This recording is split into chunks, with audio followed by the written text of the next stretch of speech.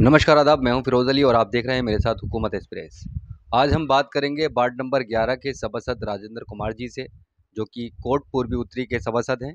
उनसे जानेंगे कि उन्होंने 5 सालों में कितना कार्य किया है और कितना नहीं किया है। इसी चीज़ को जानने के लिए आज हम आए हैं राजेंद्र पाल जी के पास। उनसे जानेंगे कि उनके 5 साल के कार्यकाल में उन्होंने कितना विकास किया है। राजेंद्र जी, सबसे पहले आपका स्वागत है हमारे चैनल हुकूमत एक्सप्रेस। बहुत धन्यवाद। राजेंद्र जी, 5 साल हो चुके हैं आपके कार्यकाल को। कितना काम इन 5 सालों के कार्यकाल में आपने किया है? देखिए, मैंने काम अपने कार्यकाल में 5 साल में वो कार्य करा जो आज तक मेरे वार्ड में क्या पूरे क्षेत्र में नहीं हुआ। मैंने ऐसा कार्य करा, पहले तो सबसे पहले मैंने लाइट की व्यवस्था ऐसे करी यहाँ पर कि यहाँ पे पोल नहीं थे। बिजली विभाग के द्वारा मैंने कम 8 पोल यहाँ अपने क्षेत्र में लगवाए। यहाँ पे तारों की हालत ऐसी होती थी कि लोग निकलते थे तो सिरों पे टकराते थे। कभी भी कोई घटना होने का, कई जानवर यहाँ मर गए इस गली में। तो सबसे पहले मैंने बिजली के पोल बिजली विभाग से किसी तरीके से जोर शोर से या लगवाए वहाँ पर लोगों को, और उस परेशानी से लोगों को निजात दिलवाया। दूसरा काम मैंने ऐसे क्षेत्रों में कार्य कराया, यहाँ पर लोग आज तक पानी, सड़कों की वजह से घरों में पानी घुसता था। जैसे कि बरेली सराय मनिहारों वाली बस्ती है, वहाँ पर लोगों के घरों में पानी जाता था। कितने बार सभासद वहाँ पर आ गए, लेकिन उस और किसी ने आज तक ध्यान नहीं दिया।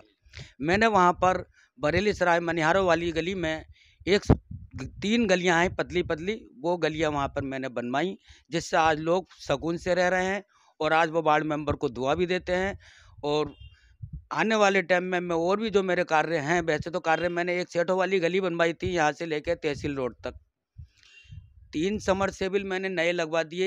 एक समरसेबिल 450 फीट का सरतल चौकी पर पहले दूसरे क्षेत्र में था, उसे हटा के वहाँ से अपने क्षेत्र में लेकर आया, जो आज भी है, जिससे 4 वार्डों को पानी दिया जा रहा है।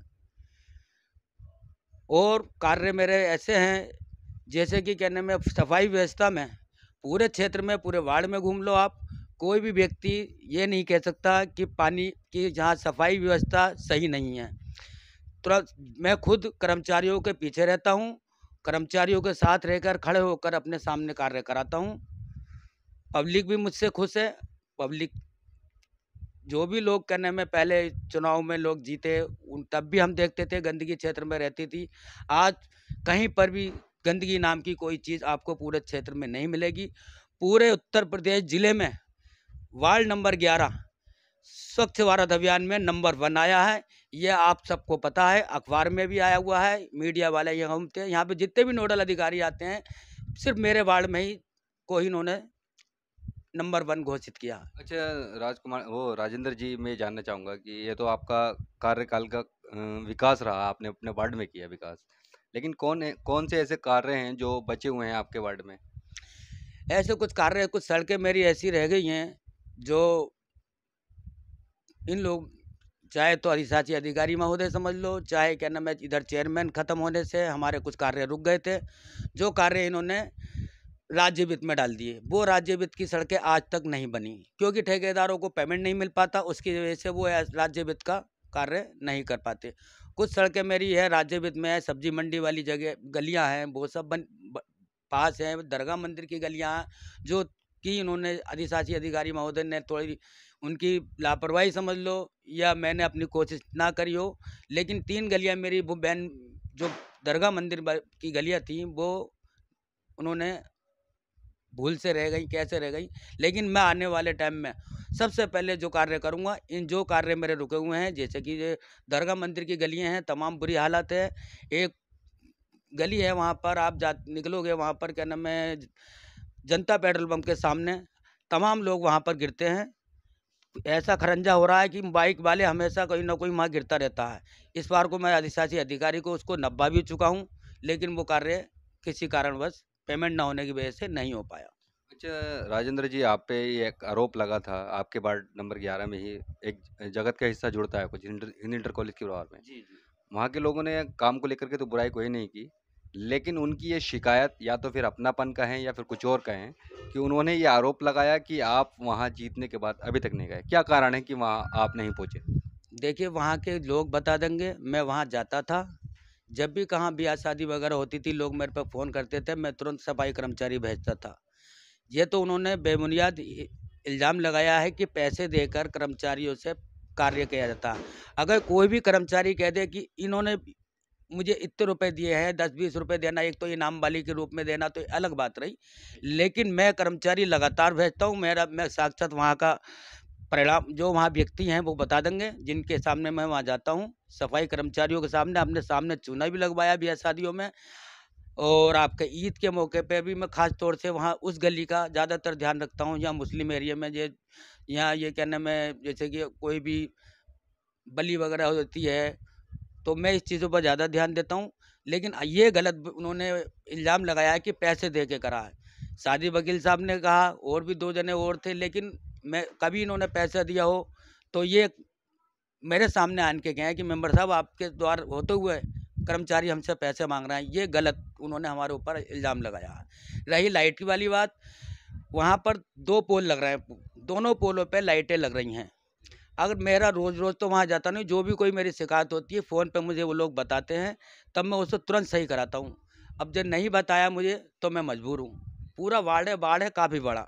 आप चले जाइए एक रात वाली मस्जिद से लेके चंदोसी चौराहा, इधर क्या नाम है आपके चौधरी चरण सिंह, 8 कर्मचारी हैं, 8 कर्मचारी कहाँ-कहाँ ध्यान करेंगे, ये तो सोचना चाहिए। लेकिन ये इल्ज़ाम गलत लगा रहे हैं कि कर्मचारी पैसे लेते हैं। मेरा इस आरोप का आप खंडन करते हैं? मैं इस आरोप का खंडन करता हूँ। ये जो इल्ज़ाम लगाया है पैसे लेके, ये गलत इल्ज़ाम है। ये मेरे सामने आन के गए, कभी भी मेरे काम पे से कोई भी व्यक्ति आया हो, कभी निराश होकर नहीं गया होगा मेरे पास से।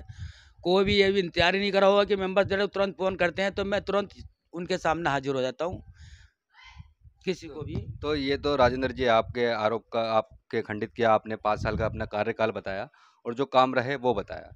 लेकिन अब मैं आखिरी सवाल आपसे ये करूँगा कि नगर निकाय चुनाव करीब हैं, क्या तैयारियाँ हैं इस बार किस किस मुद्दों को लेकर के चुनाव लड़ेंगे?